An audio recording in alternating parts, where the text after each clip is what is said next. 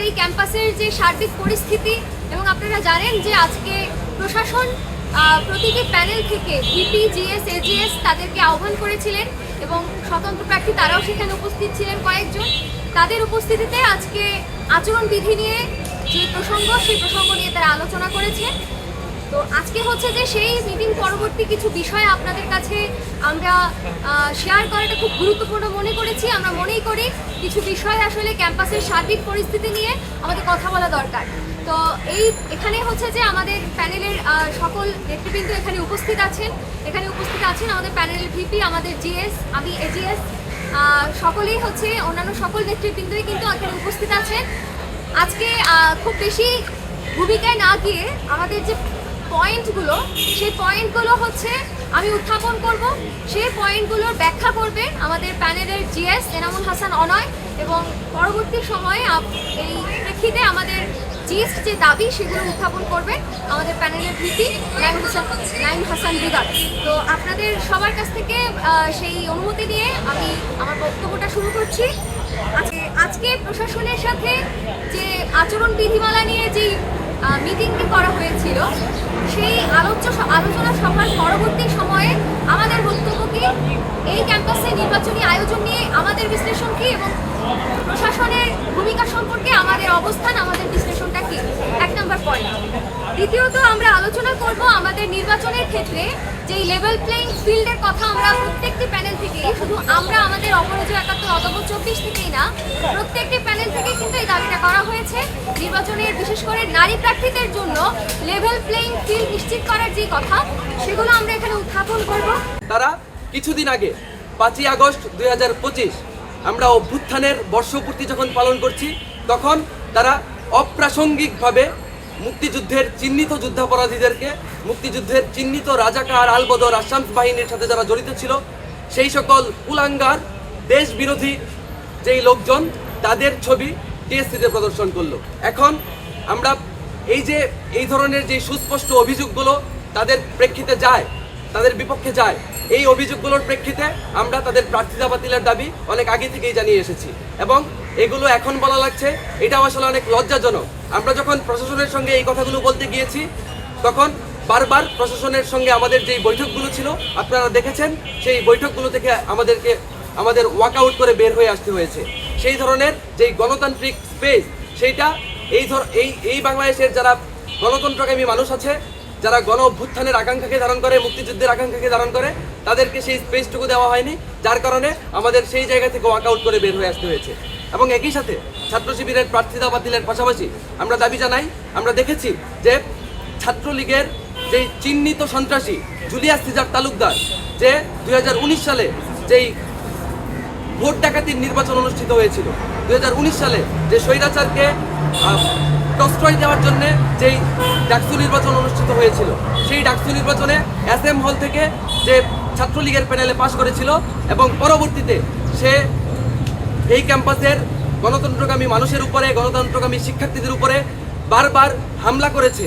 এই ধরনের অভিযোগে যে দুষ্ট, তাকেও এই নির্বাচনে প্রার্থিতা করার সুযোগ দিয়েছে ঢাকা বিশ্ববিদ্যালয় প্রশাসন। আমরা বলতে চাই, 71-এর পরাজিত শক্তি, 90-এর পরাজিত শক্তি এবং 24-এর পরাজিত শক্তিকে ঢাকা বিশ্ববিদ্যালয় প্রশাসন যেই প্রশ্রয় দেওয়ার এক ধরনের প্রবণতা আমরা দেখছি, এই প্রবণতা অবশ্যই ঢাকা বিশ্ববিদ্যালয় প্রশাসনের সঙ্গে আমাদের মধ্যকার, অর্থাৎ যারা 71, 90 এবং 24-কে ধারণ করে, সেই সকল বাংলাদেশপন্থী মানুষের, দেশের মা মাটির রক্ষার যারা তাবেদার, সেই সকল মানুষের মধ্যকার যেই বিরোধ, সেই বিরোধকে আরও বেশি গজিয়ে তুলবে। এবং ঢাকা বিশ্ববিদ্যালয় প্রশাসনের সঙ্গে অচিরেই আমরা সেই প্রতিরোধের জায়গায় আমাদের চলে যেতে হবে। এখন আসন্ন ডাকসু ঘিরে আমরা আরও দেখলাম যে একরকম কোনো স্টেক হোল্ডারের সঙ্গে কথা না বলে, অর্থাৎ এই যে ঢাকা বিশ্ববিদ্যালয় ছাত্র সংসদে যারা পার্টিসিপেট করছে, সকল প্যানেলের প্রার্থীদের সঙ্গে, কিংবা ছাত্র সংগঠনগুলোর সঙ্গে, কিংবা ক্রিয়াশীল সামাজিক সাংস্কৃতিক সংগঠনগুলোর সঙ্গে কোনোরূপ কথা না বলে যেই নির্বাচন আচরণ বিধিমালা এবং যেই আইন শৃঙ্খলা পরিস্থিতির কথা আজকে ব্রিফ করা হলো, সেখানে আমরা দেখলাম যে ক্যাম্পাসে নির্বাচনের দিন সেনা মোতায়েন করার কথা বলা হয়েছে। আমরা বলতে চাই যে ঢাকা বিশ্ববিদ্যালয় ঐতিহাসিকভাবে পূর্ণ স্বায়ত্তশাসিত বিশ্ববিদ্যালয়, এবং ঢাকা বিশ্ববিদ্যালয়ের মাটিতে আমরা জানি যে এই সেনা বিরোধী লড়াই, আমরা এই যে এটা আগস্ট মাস 2008 সালের আগস্ট ছাত্র আন্দোলনের কথা আমরা ভুলে যাই নাই। ঢাকা বিশ্ববিদ্যালয়ের কেন্দ্রীয় খেলার মাঠ থেকে গড়ে ওঠা সেই আন্দোলন কিভাবে সারা দেশে বারুদের মতো, স্ফুলিঙ্গের মতো ছড়িয়ে পড়েছিল, সেই ইতিহাস আমরা ভুলে যাই নাই। আমরা বলতে চাই the wind of August is still blowing. এবং আমরা এই ধরনের যেই মানে জলপাই রাঙা যেই হুঁশিয়ারি কিংবা সেনা সমর্থিত যেই হুঁশিয়ারি, সেটা আমরা বরদাস্ত করব না। আমরা ঢাকা বিশ্ববিদ্যালয়ের যেই এই ধরনের ঢাকা বিশ্ববিদ্যালয় প্রশাসনের যে এই ধরনের সিদ্ধান্ত, সেই সিদ্ধান্ত ঘৃণাভরে প্রত্যাখ্যান করছি। এবং আমরা দাবি জানাতে চাই, প্রয়োজনে নির্বাচন কমিশনের দক্ষ লোকদেরকে আনতে হবে। প্রয়োজনে নির্বাচনী যেই পরিবেশ, সেই পরিবেশ স্থিতিশীল রাখার জন্যে এখানে আইন শৃঙ্খলা বাহিনী বা অন্য সকল বাহিনীর সহায়তা নেওয়া লাগবে এবং সেটা ঢাকা বিশ্ববিদ্যালয় প্রশাসনের নিজের তদারকিতে হইতে হবে। এখানে কোনোভাবেই আর্মির যেই এন্ট্রান্স সেইটা দেওয়া যাবে না, সেই সুযোগ রহিত করতে হবে। আমাদের আজকের যেই প্রেস মিট, সেই প্রেস মিটের যেই ইনিশিয়াল ব্রিফিং, সেই ব্রিফিংটা এইটুকুই ছিল। আমাদের অপরাজয় 71 অদম্য 24 প্যানেলের তরফ থেকে এইবার আমাদের যেই কংক্রিট দাবিগুলো আছে, সেই দাবিগুলো আপনাদের সামনে উত্থাপন করবেন আমাদের প্যানেলের সহসভাপতি পদপ্রার্থী নাঈম হাসান হৃদয়। এই জায়গাতে এই ক্যাম্পাসের বিভিন্ন দেয়ালে দেয়ালে এই রাজাকার শব্দটি, এই ঘৃণিত শব্দটি যে এখন পর্যন্ত রয়ে গেছে, এটা বিশ্ববিদ্যালয় প্রশাসন নিজেদের দায়িত্ব নিয়ে এই শব্দগুলো ক্যাম্পাসের দেয়াল থেকে মুছতে হবে। এবার আমি কনক্রিট আমাদের দাবিগুলোতে যাই। দাবি 1, নির্বাচনী প্রচারণার ক্ষেত্রে সকল প্রকার অসামঞ্জস্যতা দূর করে সকল প্রার্থীর জন্য লেভেল প্লেইং ফিল্ড নিশ্চিত করো।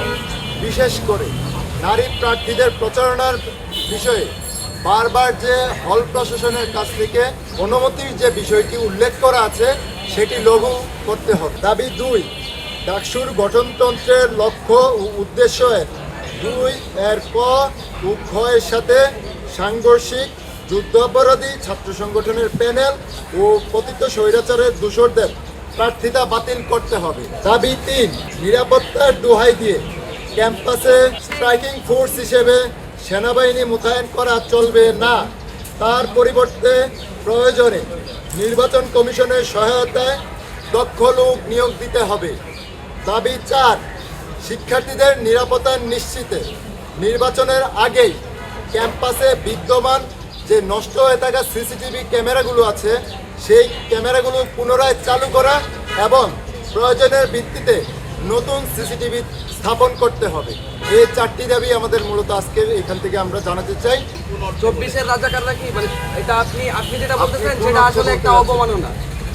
14ই জুলাই 2024 যখন স্বৈরাচার হাসিনা জাতির উদ্দেশ্যে ভাষণে সে আন্দোলনরত শিক্ষার্থীদেরকে রাজাকার বলে সম্বোধন করলো, তার প্রেক্ষিতে এই যে টার্মটা সকলের প্রতি ছুড়ে দেওয়া, এই যে আন্দোলনরত শিক্ষার্থীরা যারা হচ্ছে ন্যায্য অধিকার আদায়ের জন্য রাজপথে আসলো, তাদের দিকে এই ধরনের একটা ঘৃণ্য টার্ম ছুড়ে দেওয়া, তার প্রেক্ষিতেই আসলে এই অভ্যুত্থানটা সংগঠিত হয়েছে।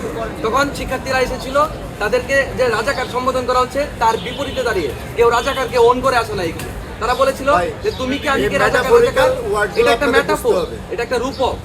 কে বলেছে স্বৈরাচার।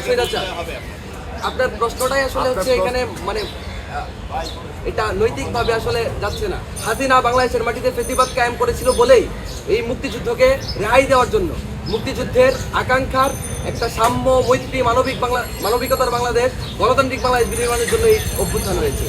এখানে আসলে রাজাকারকে কেউ গ্লোরিফাই করে আসে নাই, বরঞ্চ রাজাকার টার্মটার প্রতি যেই ঘৃণা, সেই ঘৃণার জায়গা থেকেই সকলে একত্রিত হয়েছিল এবং সেই একত্রিত হওয়ায় পরবর্তীতে অভ্যুত্থান জন্ম। বলেন যে 71-এর রাজাকার কিনা 24-এর রাজাকার, আপনি মানে কি বোঝাতে চাচ্ছেন আমরা আসলে এখানে স্পষ্ট না। আপনি নিজে আগে স্পষ্ট করে একটু বলুন। আমাদের কথা স্পষ্ট, 71-এর যেই রাজাকারদের তাবেদার কেউ যদি 24-এর পরবর্তী সময়েও সেই রাজাকারী জারি রাখতে চায়, আমরা তাদের বিরুদ্ধেও। 24-এর পরে কেউ যদি স্বৈরাচারের তাবেদারি করতে চায়, আমরা তার বিরুদ্ধে। অর্থাৎ 71, 90 এবং 24 এই 3টা ইস্যুতেই আমরা $0